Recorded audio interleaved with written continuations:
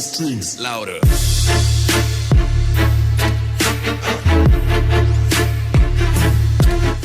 Guys, so we just got to the shop today, and we don't have no power.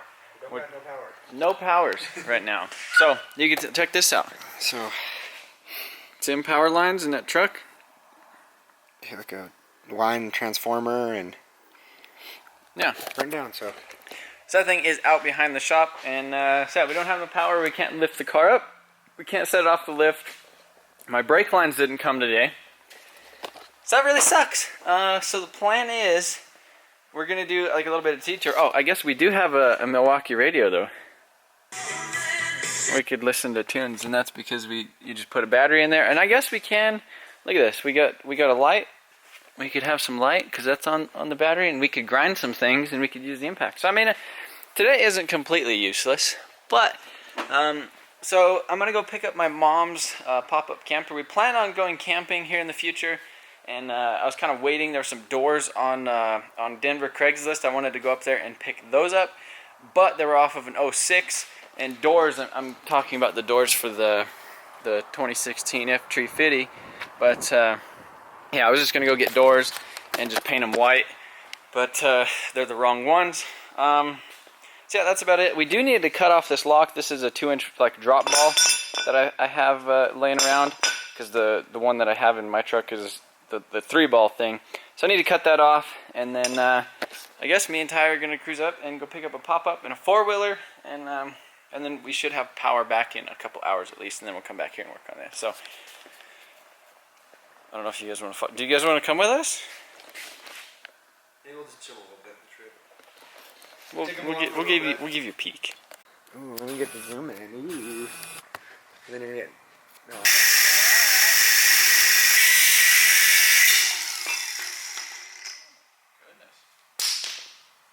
All right, so stopped at Culver's because you got to get some cheese curds and some custard. So this is the pop-up.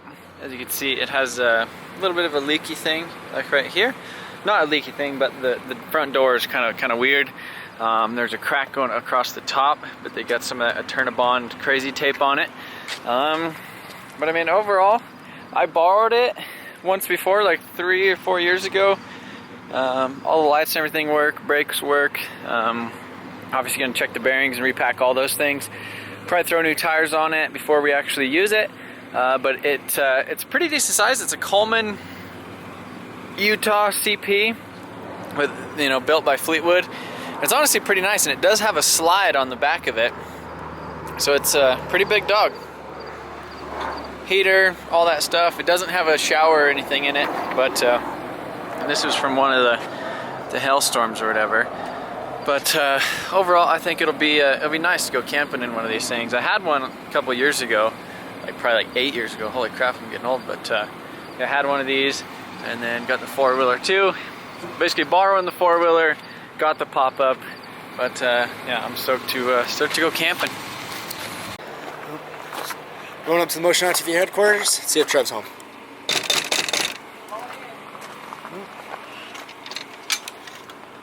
Oh, hey! How you doing? I don't know, not too bad. Just enjoying my new home.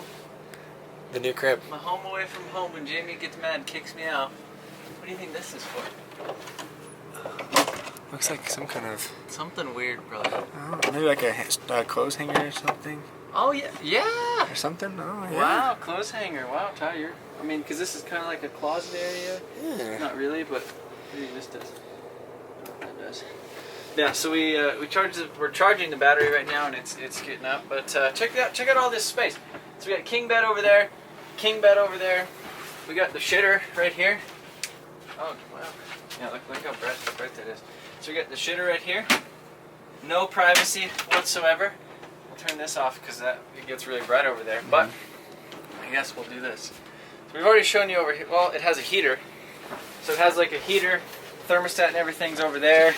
Has the cable to plug into like 220. Has some extra storage. This goes out to that compartment out front. And then it has, this is a couch that turns into bed. Obviously it's a bed right now, but you pop this up, slide that in, and then now you got a couch, which is cool. You got storage underneath, got the thermostat right here for the heater. Right here we have a refrigerator, water with a sink, hot and cold water, and then right here we got a little stove.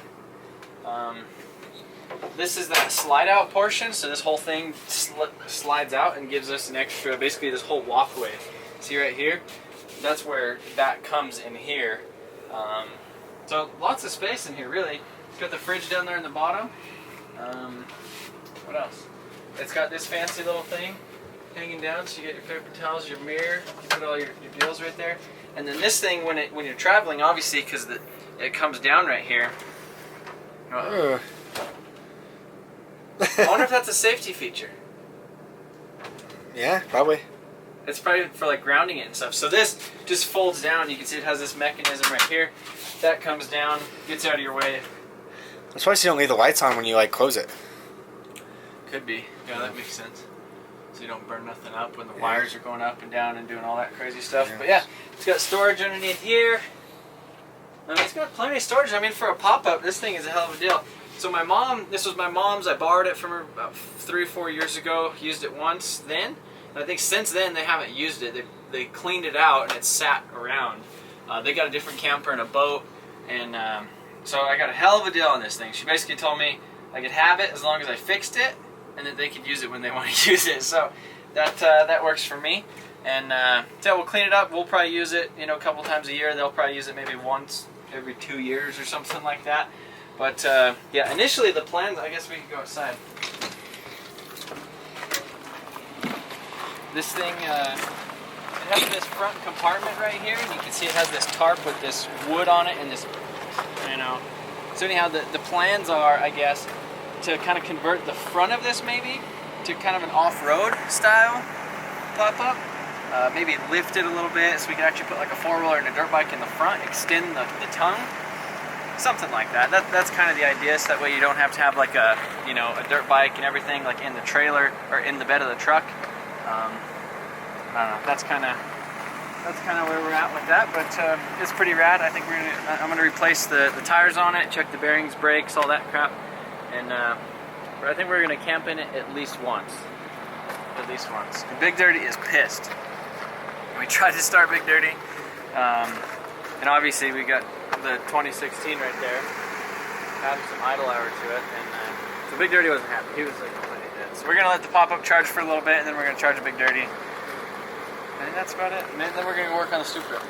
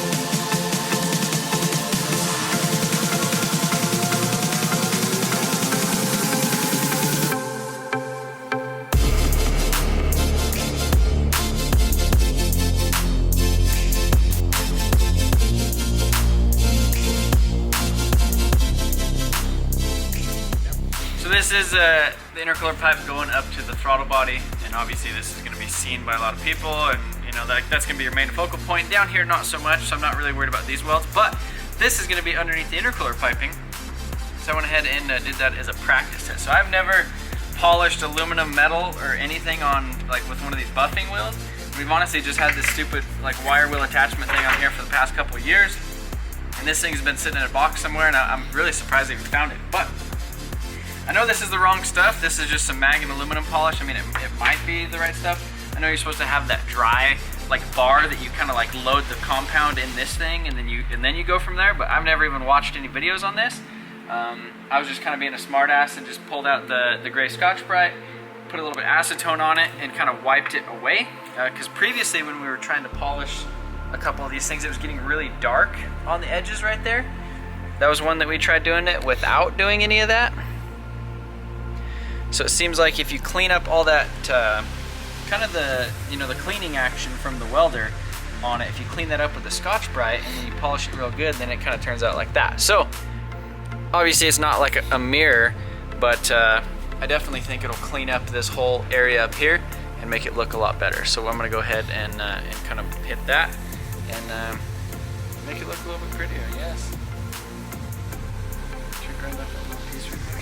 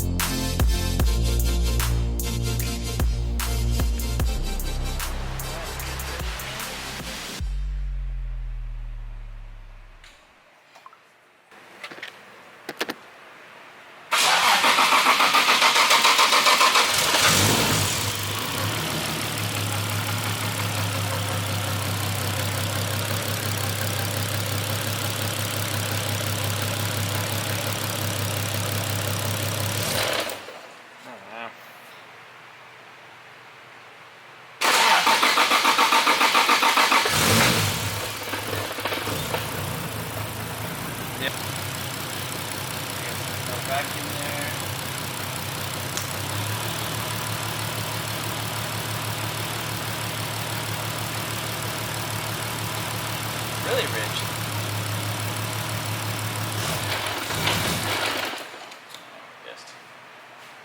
I think we're gonna need to do some tuning.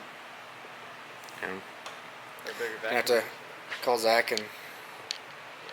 Yeah, we didn't have a chance today because power went out here and I couldn't get it off the lift and couldn't charge the laptop, couldn't do any of that stuff. No, that was kind of the plan. No Wi-Fi. We weren't planning on actually getting the pop-up today, but then it just kind of so happened to make sense to just go up there while the power was out, and then it turned on like right as we were leaving. But we already kind of made plans to do that. So I guess next step we need a damn serpentine belt, and then put the water pump thing on, and then actually hook up the serpentine belt, power steering, and fans and coolant, and then it's like we could like start it, idle it, do all that stuff once we get the drive-by-wire thing figured out. I mean, literally, it's like just lower it off the lift, brake lines, lower it off the lift, and take it for a rip. So, getting close. Getting close. Alright guys, so that is going to be it for tonight. Definitely looks a lot better with the polished pieces on the intercooler. I kind of feel like I didn't get a whole lot done in this video, other than like pick up the pump up and the four-wheeler and all that stuff. So it's going to be a little bit of a distraction for a little while. A much needed distraction, but anyhow, this thing needs like a solid day of just randomly buttoning up little things here and there. and we'll have a pretty drivable car. Brake lines will be in here tomorrow, but I've probably already said that. I appreciate you guys watching, and we'll see how far we can get on this thing tomorrow, and hopefully we'll be able to play with some of the settings and stuff with this. I did get it started again. The reason it wasn't running so hot was, or what it wasn't wanting to run, was because I didn't have the coolant temp sensor plugged in, and it relies heavily on that for a bunch of stuff in the tune. So guys, that is going to be it. Appreciate you guys watching, and hopefully we'll see you in like a day. I'm probably going to be skipping days and maybe filming like 2 videos tomorrow, so we'll see how that works. But thank you guys for watching, and see you guys later.